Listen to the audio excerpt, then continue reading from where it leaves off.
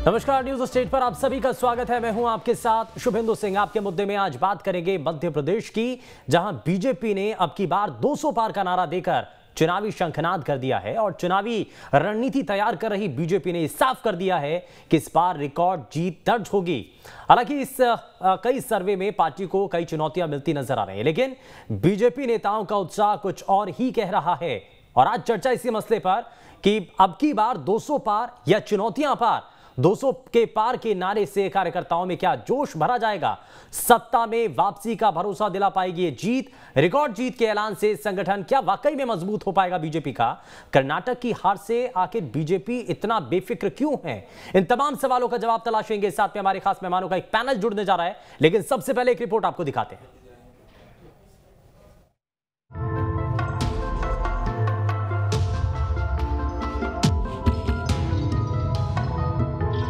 अब की बार 200 पार। चुनावों से पहले बीजेपी का ये बड़ा ऐलान। पार्टी नेताओं ने संकल्प लिया है कि अब की बार 200 से ज्यादा सीटें जीतेंगे। शुक्रवार को हुई बीजेपी कार्य समिति की बैठक में वीडी शर्मा ने ये बड़ा ऐलान किया है। बोर्ड बैठक में भारतीय जनता पार्टी के कार्यकर्ताओं ने एक उत्साह के साथ तय किया है कि अब की बार 200 पार और मिस्टर बंटाढार से आर पार।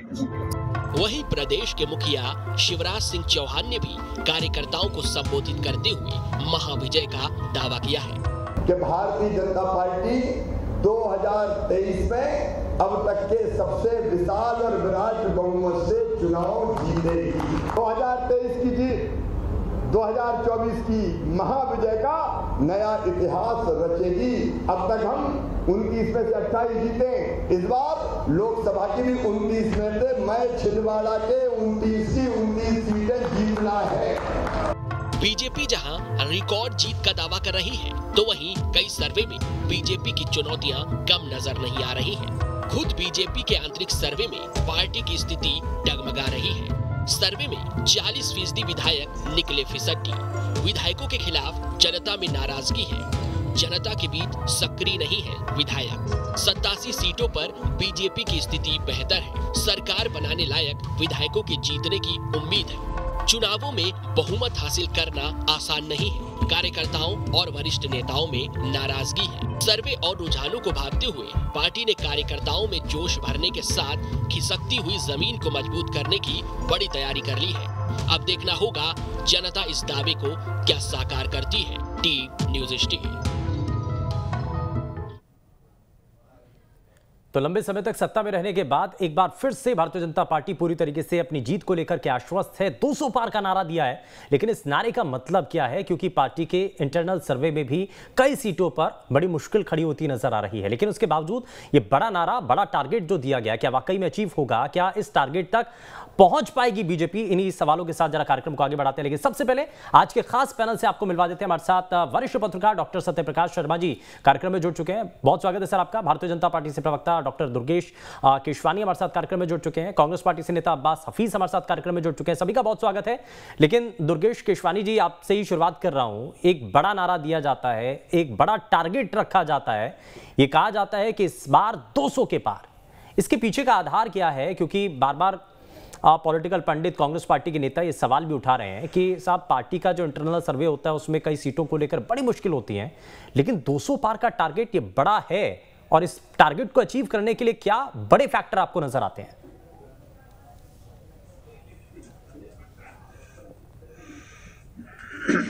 देखिए शुभेंदु जी, निश्चित रूप से आपने इस बात को कहा कि अब की बार 200 पार, और उसी को हमारे वरिष्ठ नेतृत्व, केंद्रीय नेतृत्व ने भी प्रदेश सरकार से उम्मीद की है, और जो हमारा प्रदेश का नेतृत्व है वो भी कार्यकर्ताओं को उन्होंने यह टारगेट दिया है और संकल्पित किया है प्रत्येक कार्यकर्ता को।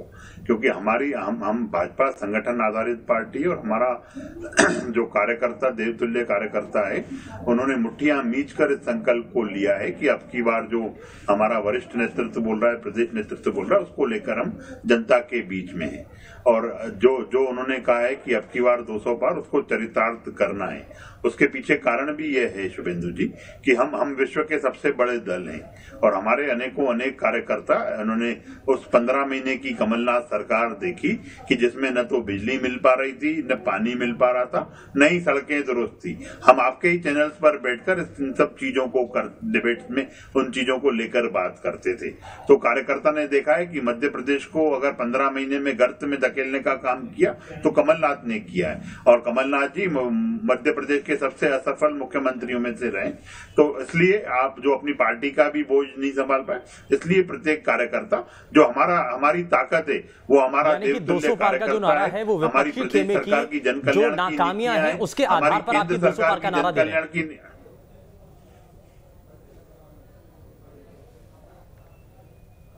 देखिए, विपक्ष तो नाकाम है ही है। हाँ। वो जब सत्ता में था तो भी नाकाम था, आज जब विपक्ष में बैठा है तो भी नाकाम है। हम तो अपनी ताकत हमारी कार्यकर्ता है, हमारे कार्यकर्ता के बल पर हम अपनी प्रदेश सरकार की योजनाओं को लेकर और केंद्र सरकार की योजनाओं को लेकर हम जनता के बीच में, और जनता आप देखेंगे कि 2003 में हमें आशीर्वाद इसलिए दिया क्योंकि हम उनकी जन आकांक्षाओं पे खरे उतरे। 8 में, 13 में और 18 में भी हमें आशीर्वाद जनता ने दिया, पर हम किस वोटों वोट परसेंटेज तो हम आगे थे उनसे, पर जो कुछ गिनती की जो मेंबर्स होते हैं उसमें हम कम थे। पर उसके बाद भी जब कमलनाथ की सरकार अपने बोझ तले गिरी तो जनता ने हमें 28 उपचुनाव में मैंडेट दिया, 4 उपचुनाव में मैंडेट दिया, और कांग्रेस यही चीज समझूंगा सर कि 2018 में जो हुआ और उसके बाद अब 2023 के आखिर में जब चुनाव वापस से होने हैं तो 200 पार का टारगेट, मैं इसको जरा समझने की कोशिश करूंगा। बहुत सारे ऐसे फैक्टर हैं जो कि इसमें काम करने वाले हैं, लेकिन कौन कौन से वो फैक्टर हैं जिस आधार पर बीजेपी इतना बड़ा टारगेट रख रही है, मैं जरा लेकिन उससे पहले एक रिएक्शन ले लेता हूं अब्बास हफीज से। अब्बास जी, एक चीज बताइए, क्योंकि ये कहा जा रहा है कि पिछले जो 15 महीने की सरकार रही ना उसको आधार बना करके भारतीय जनता पार्टी के प्रवक्ता ये कह रहे हैं कि साहब उस समय लोगों ने देख लिया कि स्थिति क्या थी और उसी की वजह से लोगों का ये मन है, या कह लीजिए कि वो ये कहना चाह रहे हैं कि लोगों के मन में अब ये बन चुका है कि शायद आगे आने वाले समय में बीजेपी को एक बार फिर से बहुमत दिलाएंगे, और 200 पार का इसलिए वो बार बार नारा दे रहे हैं। आप थोड़ा सा इस पर रिएक्शन दीजिए। देखिए, 27 लाख किसानों का कर्जा माफ़ हो गया 15 महीने में, जो 15 साल की सरकार नहीं कर पाई थी, क्या उसके लिए ये कर रहे हैं? बेरोजगारी की जो दर थी वो नीचे आ गई, कमलनाथ जी की सरकार की सबसे पहली उपलब्धि थी, 8% में मरी थी, 4% पर लाकर रख दी थी। उसके बाद अगर शुद्ध के लिए युद्ध की लड़ाई कमलनाथ जी की सरकार ने की हो कि जो लोग मिलावटी खाने खिला रहे हैं, जनता के बीच में दे रहे हैं, बेच रहे हैं, उनके खिलाफ सीधे सीधे रास्तों की कार्रवाई हुई हो, तो ये सारी की सारी चीज़ें हमारे सामने थी। राइट टू वाटर जैसी योजना लेकर आने का काम हो, बहुत सारी चीज़ें हैं, पाइपलाइन जो ड्रिंकिंग वाटर की थी वो बिछाने का काम हो, बहुत सारी ऐसी चीज़ें हैं जो गिनाने पे हमने हमारा हिसाब किताब भी दिया। क्या वो सारी नाकामियां थीं? ये जनता के जले पे नमक छिड़कने वाला काम है। 2 दशक की सरकार हो चुकी है, उपलब्धियों के नाम पे कुछ नहीं है, कुछ नहीं गिना सकते हैं। कर्जे को 4.25 करोड़ पे लाके 4.25 हजार, लेकिन 2 दशक के बावजूद बाद भी वो 200 के पार का नारा दे रहे हैं सर। बड़ा विषय है, 200 के पार का नारा दे रहे हैं। पिछली बार भी शिवेंद्र जी दिया था 200 पार का नारा, पिछली बार भी नारा दिया था भ्रमित करने के लिए।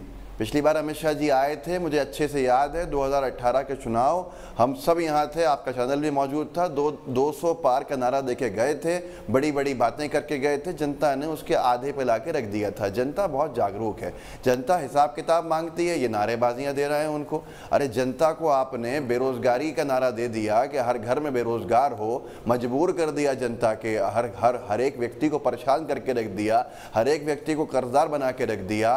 किसान आज परेशान, लेकिन उनके पास एक नंबर है अब्बास हफीज, उनके पास नंबर है, वो बार बार ये कह रहे हैं कि अब 200 पार का नारा दे रहे हैं। कांग्रेस पार्टी क्या पिछली बार भी था? हाँ, नहीं, आपके पास क्या आंकड़ा है? पिछली बार भी था। आप कितना पार करेंगे? हमारे पास 15 महीने की उपलब्धियां इस बार, पिछली बार तो हमने कहा ही नहीं था। उन उपलब्धियों के सहारे आप कितने का आंकड़ा पार कर लेंगे? पहले का हमारे पास कमल, देखिए ये आंकड़े बता देना, जनता मतलब बीजेपी अपनी एक कुछ सीटों पे तो हार मान ही रही है, तो हम तो नहीं कह सकते, हम तो आश्वस्त हैं प्रचंड बहुमत के।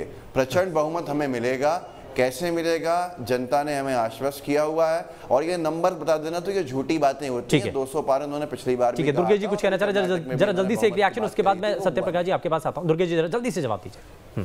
जवाब देखिए, हमारे कांग्रेस के प्रवक्ता साथी मुगालतों में चल रहे हैं। पूर्व में अगर हमने लक्ष्य को पार नहीं किया तो इसका यह मतलब नहीं है कि हम इस बार अपने लक्ष्य को नहीं पार करेंगे। हम निश्चित रूप से हमारा जो राष्ट्रीय नेतृत्व है, प्रदेश नेतृत्व है, उनकी आकांक्षाओं पे खरे उतरेंगे और इनके पास विफलताओं के सिवा है क्या? आप शुभेंदु जी इनसे तो पूछिए 15 महीने में क्या 15 महीने में ये बिजली नहीं दे पाए तो इन्होंने उन बेगुनाह चमकादड़ों पे आरोप लगाने का काम किया। उसके बाद ये न तो कर्ज माफी कर पाए, न जनता को जो 4000 का भत्ता युवाओं को देना था न वो भत्ता दे पाए, न महिलाओं को 10-10 सिलेंडर दिए, न पेट्रोल डीजल दिया।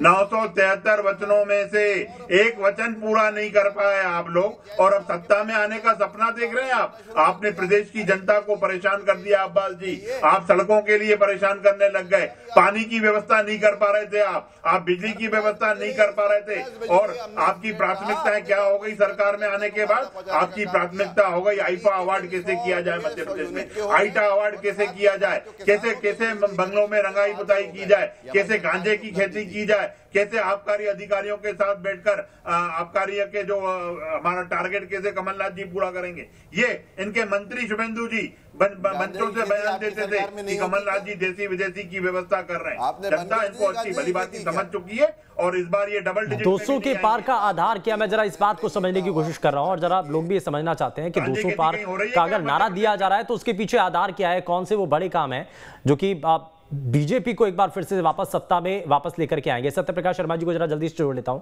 सत्यप्रकाश जी, एक चीज बताइए, क्योंकि बार बार बीजेपी के नेता वीडी शर्मा साहब ने आज स्पष्ट कहा है कि 200 पार का जो नारा दिया गया वो आगे आने वाले समय के अंदर सार्थक होगा। मुख्यमंत्री भी कह रहे हैं कि अप्रत्याशित जीत होगी, लेकिन आधार क्या है? 2018 की तस्वीर देख चुके हैं, उस वक्त भी यही नारा दिया गया था और इसी को लेकर के कांग्रेस पार्टी के नेता सवाल भी उठा रहे हैं कि ऐसा नारा तो पहले भी दिया था, लेकिन इस बार क्या ऐसा जादू हो जाएगा? देखिए सुगंधी जी, 200 पार यानी कि 87% सीट्स एक बहुत बड़ा आंकड़ा है, लेकिन किसी भी लड़ाई में जाने से पहले, चाहे वो इलेक्शन बैटल हो या दूसरे प्रकार की, आदमी टारगेट अपना बड़ा ही लेके चलता है और इससे कहीं ना कहीं उसकी जो फौज यानी कि राजनीतिक पार्टी का जो संगठन है उसमें एक जोश और उसमें उसको मोबाइल करने का एक बड़ा तरीका होता है, मोबिलाइज करने का एक बड़ा तरीका होता है। इसलिए ये कहीं ना कहीं कहा जा रहा है, हालांकि ये सत्य है कि पिछले बार भी कहा था, लेकिन आपकी सरकार ने क्या किया या पिछली कांग्रेस सरकार ने क्या किया, आज जो सिनेरियो दिखता है, भारतीय जनता पार्टी की सबसे बड़ी ताकत, जब से मैं इसको स्टडी किया है अपने जीवन में, संगठन, मजबूत संगठन बड़ी ताकत है उसकी। लेकिन इस बार कहीं ना कहीं उस संगठन पे एक डेंट लगता हुआ दिखता है। भारतीय जनता पार्टी ने 2020 में सरकार तो बना ली जोड़ तोड़ करके, लेकिन उस सरकार ने कहीं ना कहीं उसका जो मजबूत ढांचा है उस ढांचे को चोट जरूर पहुंचा दी है। जैसा कि आप देख रहे हैं कि पार्टी से कुछ पलायन, वो भी कद्दावर नाम, वेटरन परिवार के नाम से अगर जाता है, और साथ ही ये 2020 के बाद ये घटनाक्रम क्यों हुआ? ये घटनाक्रम ज्योतिरादित्य सिंधिया के भारतीय जनता पार्टी में आने के बाद हुआ। इससे क्या हुआ कि चाहे पार्टी हो या संगठन, सरकार हो या संगठन हो, उसने भारतीय जनता पार्टी के मूल कार्यकर्ता को सम्मान ना देते हुए उन दूसरे लोगों को सम्मान दिया, और जिसका खामियाजा कहीं ना कहीं ऐसा ही, जिसमें 47 लीडर भारतीय जनता पार्टी के कर्नाटका में कांग्रेस की तरफ चले गए, जिसमें कई बड़े नाम भी थे, और उसके कारण कहीं ना कहीं उसको वहां झटका खाना पड़ा। आज कांग्रेस जो है वो कहीं ना कहीं घोड़े पर सवार होकर चल रही है कर्नाटका के रिजल्ट के बाद से। लेकिन मैं फिर कहूंगा कि भारतीय जनता पार्टी की एक बड़ी ताकत है और इसमें बिल्कुल कोई संकोच नहीं मुझे कहने में, मध्य प्रदेश भारतीय जनता पार्टी के पास एक ऐसा मजबूत लीडर है, उसका नाम है शिवराज सिंह चौहान। और मैं किसी के बहुत सारे लीडर हैं, सबका कलेक्टिव कंट्रीब्यूशन हो सकता है, ठीक है, लेकिन वो आदमी चुनाव की हवा को बदलने का मादा रखता है। लेकिन जो नेगेटिव सर्वेज हैं, जैसा कि आपकी रिपोर्ट्स में आ रहा है और हमें भी पता लगता है, वो कहीं ना कहीं एंटी इनकम्बेंसी उन चेहरों के खिलाफ है। वो भी एक लंबे समय तक राज करने की वजह से भी एक वो फैक्टर भी आ जाता है कि साहब इतना लंबा समय एक ही चेहरे को आपने देखा, एक ही सरकार रही है, तो थोड़ा सा ऊब वाली स्थिति भी कहीं ऐसा लोगों के मन में तो नहीं बन रही है। जरा इस चीज को मैं एक रिएक्शन ले लेता हूं। दुर्गेश जी, पार्टी ने भी इंटरनल सर्वे करवाया, उसमें भी कहा जा रहा है कि कुछ सीटों पर तो स्थिति बहुत ज़्यादा खराब है। तो इन सब चीज़ों को देखने, जानने, महसूस करने के बाद भी एक बड़ा टारगेट देना, आपको नहीं लगता कि ये बहुत बड़ा टारगेट है? और 2018 के बड़े झटके के बाद 2023 आते आते आप इतना बड़ा टारगेट दे रहे हैं?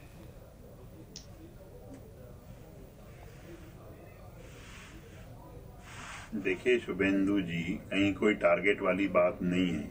सत्य प्रकाश जी वरिष्ठ पत्रकार हैं, वो बहुत सी चीजों को करीब से देखते हैं राजनीति में, और जो वो बात कर रहे हैं उनको भी शायद नहीं भूलना चाहिए कि जब हम लोग लोकसभा के चुनाव में गए थे तो 29 में से 28 सीटें हमने जीती हुई हैं। अगर हम उन 28 सीटों के हिसाब से बात करें तो हम लगभग 222 सीटों पे, एक अगर कॉन्स्टिट्यूएंसी को हम 8 सीटें काउंट करते हैं तो लगभग हम 222 कॉन्स्टिट्यूएंसी पे जीते हुए हैं। और हमारा कार्यकर्ता, हमारा संगठन, लोकसभा चुनाव की परिस्थितियां दूसरी हो जाती हैं, उसमें सीधे चेहरे को लेकर के लड़ाई थी, उसको आप उस नजरिए से नहीं देख सकते, लेकिन विधानसभा चुनाव की परिस्थितियां अलग थी। देखिए नहीं, अगर आप कैलकुलेशन वाइज, परसेंटेज वाइज, जैसे डॉक्टर साहब बोल रहे थे ना शुभेंदु जी, तो हम उसमें भी आप परसेंटेज वाइज जब काउंट करोगे तो हम कहीं बेहतर स्थिति में हैं। और हम लगभग 222 सीटों पे हमारा कैंडिडेट जीते हैं। और कुछ सीटें ऐसी हैं शुभेंदु जी मध्य प्रदेश। मैं सर आपसे कुछ शब्दों में ये जानना चाहता हूँ कि 2018 में एक बड़ा झटका लगता है, ठीक है, सरकार कांग्रेस पार्टी की बनती है, हालांकि परिवर्तन बाद में हो जाता है। अब 2023 आते आते आपकी सरकार में या बीजेपी की तरफ से ऐसा क्या मूवमेंट किया गया, कार्यकर्ताओं को इतना ज्यादा मोबिलाइज कर दिया गया क्या? कौन सी ऐसी बड़ी योजना है जिसके जरिए आप कह रहे हैं कि 200 पार?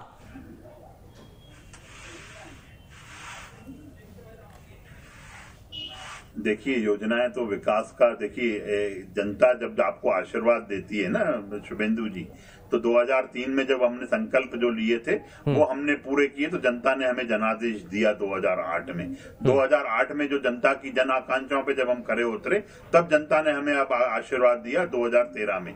यही 18 में भी हमें आशीर्वाद मिला था और अब 23 में भी हमें वो आशीर्वाद मिलने वाला है। अब जन आकांक्षाओं पे खरे उतरते हैं। आप योजनाओं की बात कर लीजिए, जब 2003 में हमें अगर मध्य प्रदेश मिला था तो टोटल 4 मेडिकल कॉलेज थे, आज 24 मेडिकल कॉलेज हो गए।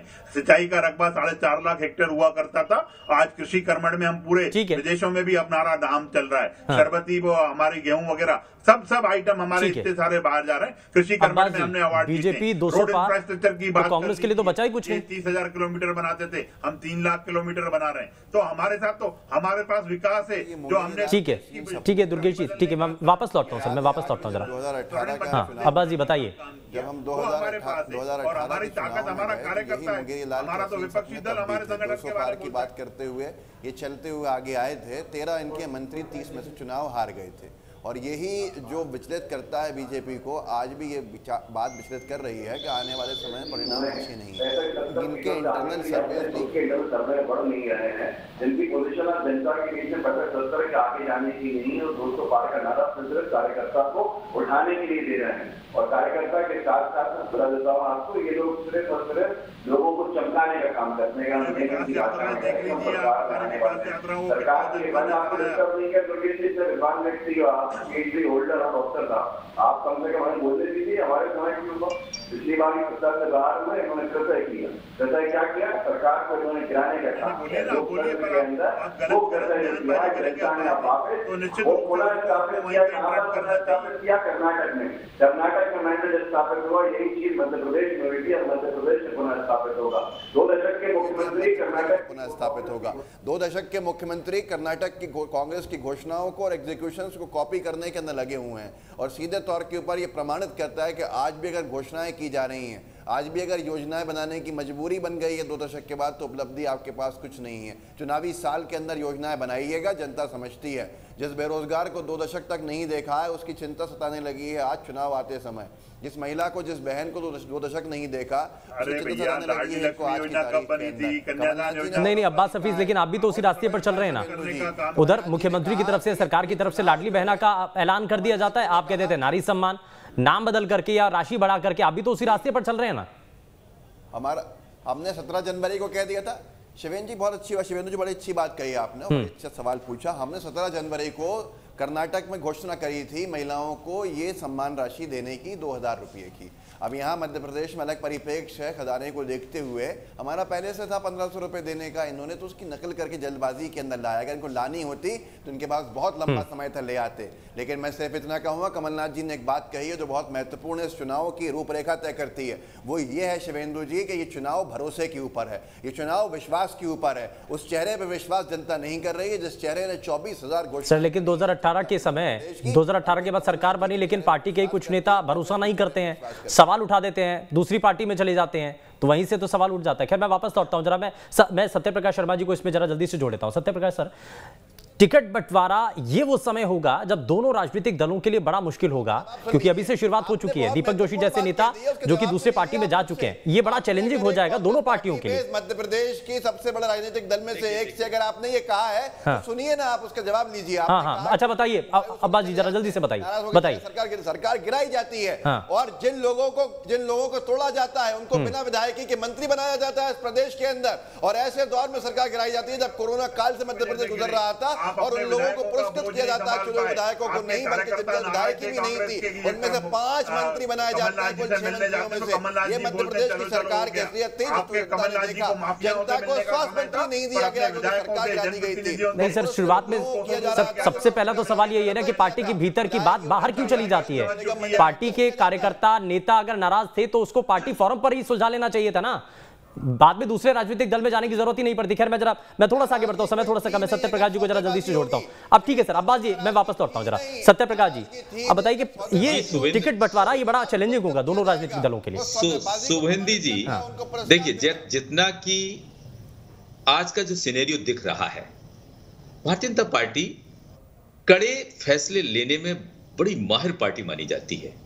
अगर वो अपनी उस विचारधारा पर या उस लाइन पर चली इस इलेक्शन से पहले, यानी कि उसने बहुत सारे टिकट जिनके फेस के अगेंस्ट एंटी इनकम्बेंसी है, या जहां कार्यकर्ता नाराज हो रहा है जिनके टिकट देने से, चाहे वो किसी के भी गुट से आए हो, कैसे भी आए हो, अगर ये कड़े फैसले लेने में पार्टी और अपने पुराने कार्यकर्ता को बचाने में कामयाब रही, ठीक है तो सर माफी के साथ रोक रहा हूं, समय थोड़ा सा कम है, माफी के साथ रोक रहा हूं। बहुत शुक्रिया सभी खास मेहमानों का कार्यक्रम में शामिल होने के लिए। लेकिन अब जनता को तय करना है। बीजेपी ने बड़ा टारगेट तो रखा है, लेकिन